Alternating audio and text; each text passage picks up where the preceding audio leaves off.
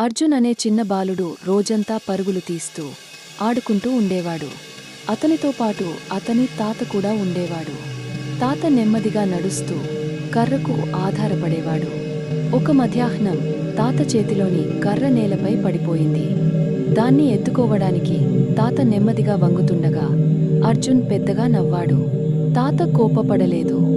చిరునవ్వుతో, "ఒకరోజు నువ్వు అర్థం చేసుకుంటావు" అని మాత్రమే అన్నాడు. మరుసటి ఉదయం తాత అర్జున్ను తోటకు తీసుకెళ్లి ఒక చిన్న విత్తనం ఇచ్చాడు. "దీన్ని నాటి జాగ్రత్తగా చూసుకో" అని అన్నాడు. అర్జున్ విత్తనం నాటాడు, కాని త్వరగా బోర్ అయ్యాడు. మొక్క వెంటనే పెరగాలని అనుకున్నాడు. రోజులు గడిచాయి. అతను నీళ్లు పోసి ఎదురు చూశాడు. ఒకరోజు ఉదయం నేలలో చిన్న పచ్చ ఆకు మొలకెత్తింది. అర్జున్ ఆనందంతో తాత దగ్గరకు పరుగెత్తాడు. తాత చిరునవ్వుతో, "జీవితంలో ప్రతి విషయం సమయం తీసుకుంటుంది.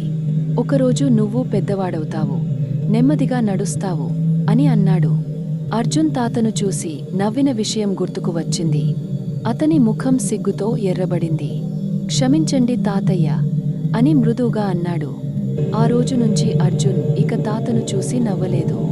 అతని చెయ్యి పట్టుకుని నెమ్మదిగా నడుస్తూ తాత చెప్పే కథలు శ్రద్ధగా వింటూ ఉండేవాడు. పెద్దలను గౌరవించాలి. వారు నెమ్మదిగా నడుస్తారు, ఎందుకంటే వారు చాలా దూరం నడిచారు.